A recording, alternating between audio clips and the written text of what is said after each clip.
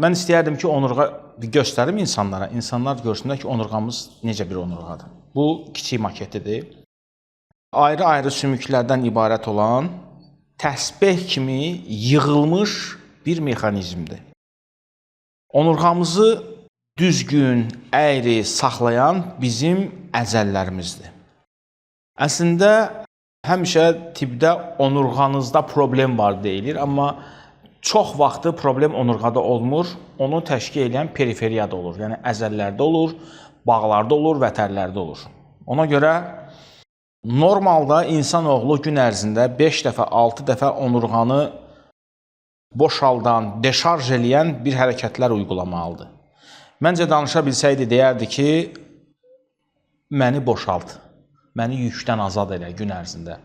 Çünki biz ayağa qalxırıq, ayağa qalxdığımız andan onurğanın öz formasını alır və gün ərzində həmin gərginlik altında onurğa öz hissələri ilə birlikdə çalışmağa məcbur olur. Dartırıq, qaldırırıq, əyilirik, düzəlirik və s. Və gün ərzində həmin onurğa ətrafında olan əzəllərdə gərginliklər yaranır.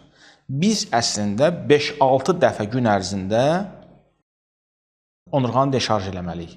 Bunun üçün də hərəkət eləmək, əslində bunu yaradan bizə göndərib. Gün ərzində 5 dəfə ibadət vaxtı, namaz vaxtı, səcdə vaxtı, rukuya gedən vaxtı bizim onurğamızı tam deşarjını izah eləyib bizə ki, belə eləyin.